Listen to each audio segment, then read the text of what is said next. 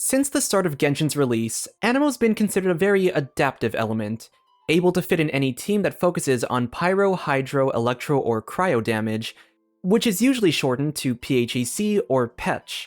This flexible nature of the element makes sense from a supportive standpoint, as many Vaporize, Meld, Electrocharged, and Freeze teams incorporate Animo supports. But then we turn over to the DPS roster, which starts to tell a very different story. Varka is going to be a new Animo DPS who can fit into all of the PETCH teams, but when you start to compare the elements with each other, you realize he's not as flexible as his kid makes him out to be. So that'll be today's topic. As always, you can find additional stuff down below, and captions are available if you need it. Without further ado, let's get started. Let's do a quick overview on the main aspects of Varka's kit. When he enters his skill state, he infuses his autos with Animo. Also relevant to his kit, he dual-wields claymores. If there is at least one PHEC character in the party, one of his claymores will be converted to deal elemental damage, based on the order of that acronym. He has a few extra stuff involving special skills and charge attacks, but that's all focused on his damage output. What you need to know for this video is that he deals mixed elemental damage. His A1 is going to activate his special niche. If the party has at least 2 Animo units, or 2 PETCH units of the same element, Varka's base damage is going to get increased by 140%. If the party consists of 2 Animo and 2 PETCH units of the same element, the base damage is further boosted to 220%. In other words, Varka's designed to have a niche in dual elemental comps, a fellow Animo unit with either 2 Pyro, 2 Hydro, 2 Electro, or 2 Cryo characters. I talked about in the past how much I disliked Skirk's design of her Pure Freeze team archetype, since the damage gap between Triple Freeze and Pure Freeze is 120 to 170% base damage. Varka's in a similar boat, incentivizing the same niche, and his gap is much larger, going from 140 to 220% base damage. I'm not super fond of this restriction, but there are a couple distinctions between the two.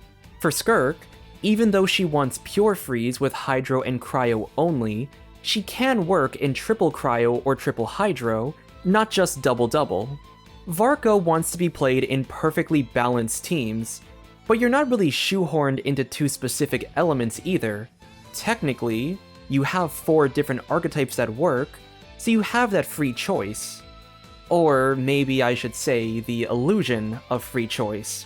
The kit design Varka has is interesting from a design standpoint, but from a more quote-unquote meta perspective, Varka's team choices are incredibly skewed. Pyro is by far the best choice compared to the other 3 elements. Right now, the core of Bennett and Durin trumps the other combos. Even without Durin, you have a few other strong alternatives like Xiangling or Malwika, and I guarantee that majority of the player base has Bennett, even if just at C0. So you're not really looking for replacements for him. When we look at the other elements, Hydro's holding on pretty strong because there's a few great supports. Furina, Yelan, and Mona all provide damage percent bonuses, with the former 2 having good personal damage themselves. Meanwhile, Mona has the Hexarai passive, which is useful since Varka himself will also be a Hexarai unit. It's for sure the second best element if you're already using the Pyro characters in another fight. But then we move into the Cryo and Electro roster, and it's hard to justify running them over Pyro or Hydro. Varka definitely has options, don't get me wrong, but compared to the Pyro teammates, the damage is much lower, and not really worth considering. I would argue the Pyro issue is actually more of a Bennett and Durin issue. Bennett is a very strong standalone support. He can be easily slotted into basically any team with an attack scaling DPS, and you're golden. This got further exacerbated with Durin's release, as the 2 are a really powerful duo for any team that can slot them. Tons of attack buffing, Pyro Res Shred plus Res Shred of any element, minus Cryo and Hydro. Durin has good off-field damage, and is a Hexarai character to fulfill the team requirements. It's also speculated that Nicole is going to be a possible alternative to Bennett. Now, I was hoping she would be like a Cryo character because she kind of looked the part, but we now know she's going to be a Pyro character, which only makes the Pyro issue more prevalent for Varka. Then combine this with Varka's stricter team requirements. The problem he has with supports of other elements is that all of the strong ones have a different niche. Trying to play into one of their niches cancels out Varka's, and vice versa. For example, Seedlolly provides good support for Melt and Freeze via her kit and Cinder City. Run her in that team with Varka and you lose out on Varka's base damage bonus. Run the optimal Varka team, and Seedlolly can't provide anything of value besides Cryo application. Cryo application that's not really useful in a Varka team. Unless you're fighting an enemy with innate elemental auras, there's nothing to melt or freeze, and she can't trigger Cinder City because Cryo can't normally trigger Swirl. Another example is within the Hexrai roster. Fischl.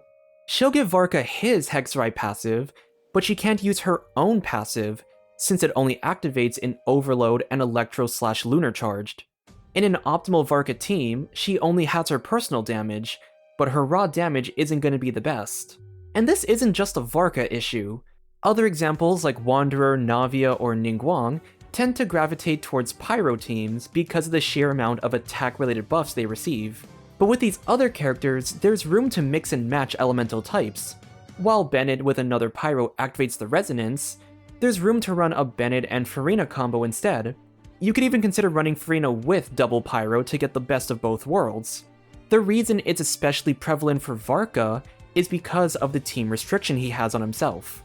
Double Pyro can stand on its own, especially with the introduction of Durin and the soon-to-be-released Nicole, but the other elements don't have the firepower to match the element of, well, fire.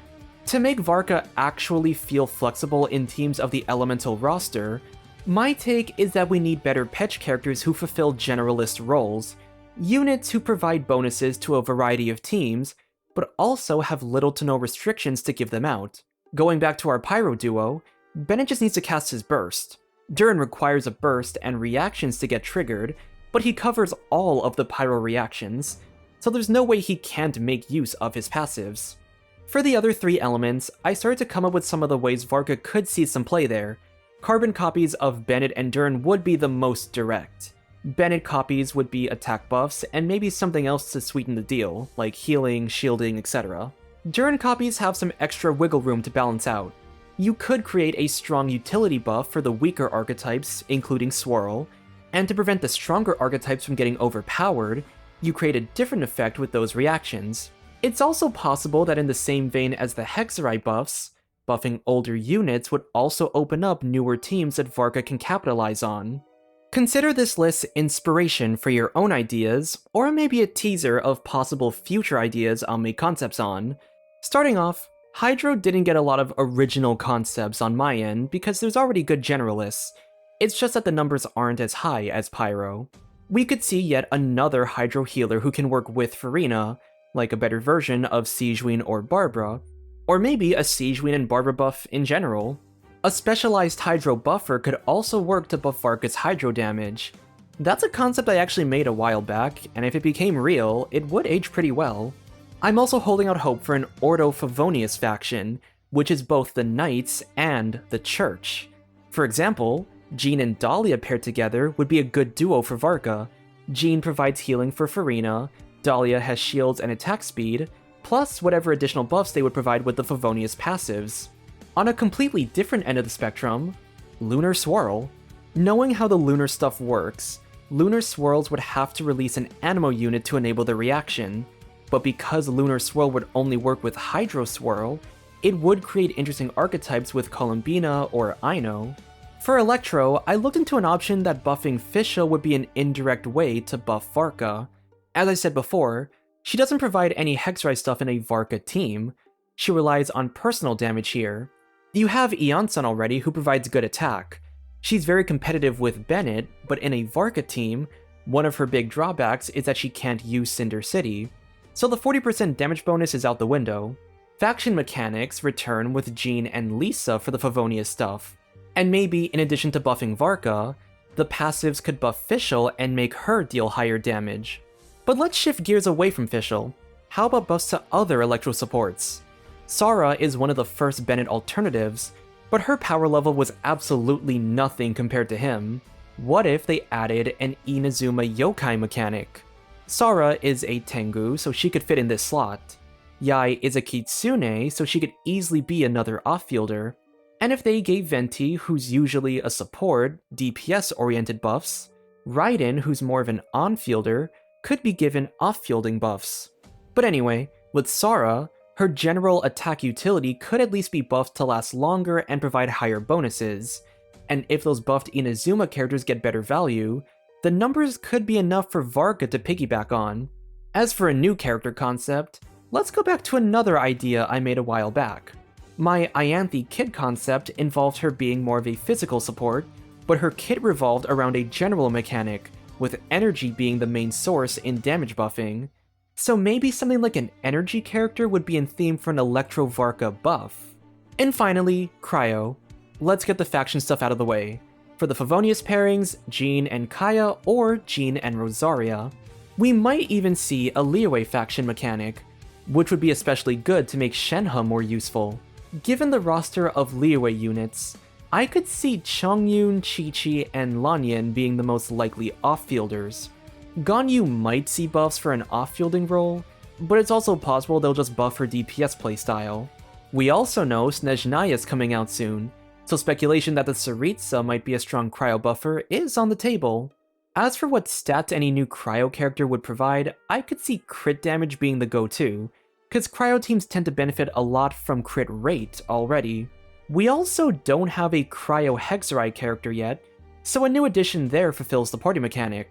This would mainly be a good way to open up more Anemo units, because right now, Cryo teams can only slot in Venti or Sucrose if you want the Hexerai passive. Cryo also has the least amount of good generalist buffers, so I think it's also the element that would benefit the most from adding a Cryo version of Bennett or Durin, with that heavy disclaimer that we balance it around not stepping on the toes of other dedicated Cryo reaction supports. Alright, that'll do it for the video. Right now, I think Varka's in a position where his team options aren't as flexible as they should be, but it also means he's someone with a lot of potential for growth as more units are released. With Pyro being his best archetype overall, the other three elements need some new or improved general supports, so that they can balance out the roster a bit better. Whether that comes in the form of new units or buffed characters remains to be seen.